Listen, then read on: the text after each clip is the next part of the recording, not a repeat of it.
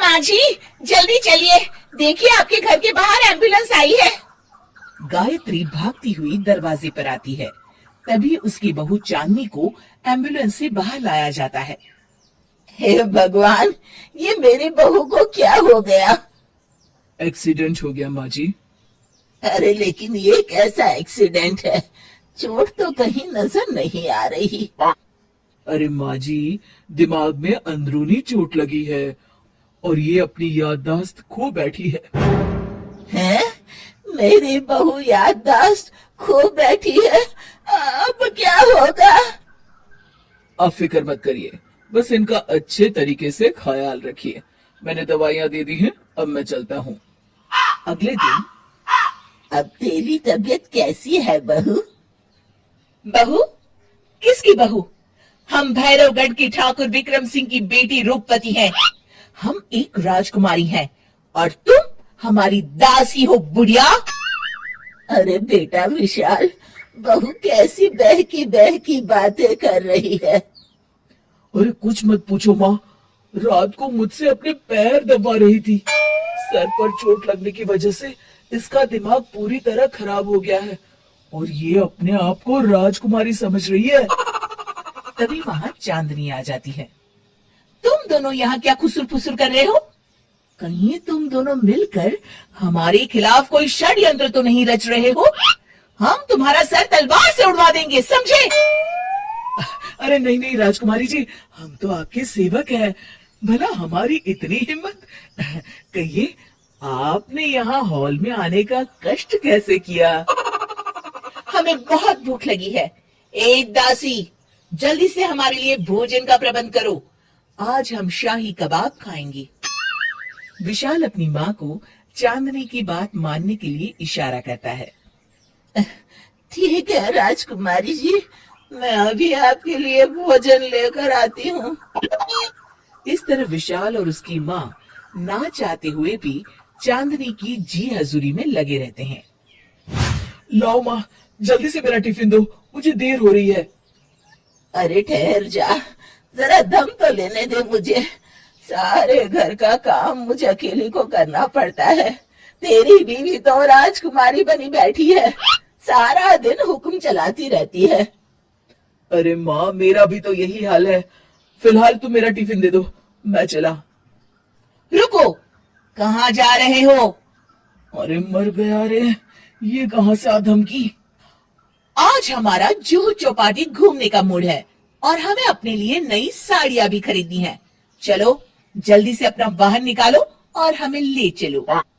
अरे अब तो मैं गया काम से। अगर आज मैं वक्त पे ऑफिस नहीं पहुंचा तो मेरा बॉस मुझे नौकरी से निकाल देगा। मरता क्या न करता। आखिरकार विशाल चांदनी को घुमाने ले जाता है और चांदनी अपने लिए ढेर सारी शॉपिंग भी करती है। ए दासी, टीवी पर कपिल शर्मा के आने का समय हो गया है, जल्दी से टीवी शुरू करो। अरे वाह, कपिल शर्मा तुझे याद है, बाकी कुछ याद नहीं। बहू तू तो बड़ी चालू लगती है, अपने फायदे की हर चीज तुझे याद रहती है। मैं तो तेरी इस अजीब बीमारी से परेशान हो गई हूँ। अगले दिन, अरे डॉक्टर साहब, आप इतने दिन से मेरी बहू का इलाज कर रहे हैं, लेकिन उसकी बीमारी तो सुधरने के बजाय और बढ़ती जा रही है।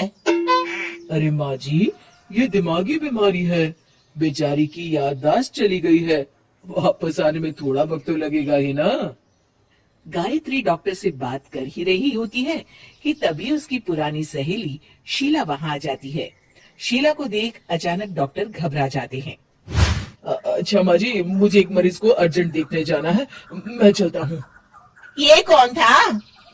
अरे अब क्या बताऊं शीला, एक एक्सीडेंट में मेरी बहू की याददाश्त चली गई है।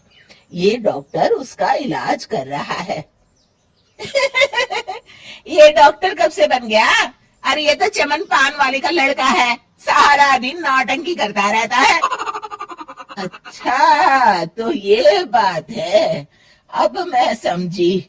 मेरी बहू और ये पान वाले का लड़का दोनों मिलकर मुझे बेवकूफ बना रहे थे। चल तू मेरे साथ। गायत्री शीला को एक बड़ा सा डंडा हाथ में देकर अपनी बहू चांदनी के कमरे में ले जाती है। बहू, ये मेरी सहेली है, एक डॉक्टर है। इसने तेरे जैसे न जाने कितनों का इलाज 2 मिनट में कर दिया है। इसका कहना है कि सर पर जहाँ चोट लगी हो, अगर उसी जगह दोबारा किसी बड़े डंडे से जोर से मारा जाए तो मरीज की याददाश्त वापस आ जाती है। देख, हम डंडा भी लाए हैं। अपनी सास की बातें सुनकर और हाथ में बड़ा डंडा देख चांदनी घबरा जाती है। अरे बाप रे, मैं तो फंस गई। इस डंडे की एक बार की वार से ही मैं तो चारों खाने चित हो जाऊंगी। अब क्या करूं, क्या करूं, क्या करूं? लेकिन गायत्री, डंडा सर पर ठीक उसी जगह लगना चाहिए जहाँ चोट लगी है। अरे तू चिंता मत कर, 2-4 बार मारूंगी तो एक बार तो सही जगह लग ही जाएगा ना।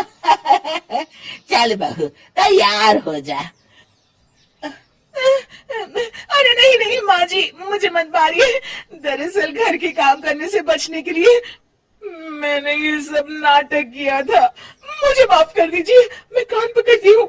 दोबारा ऐसी गलती कभी नहीं करूंगी।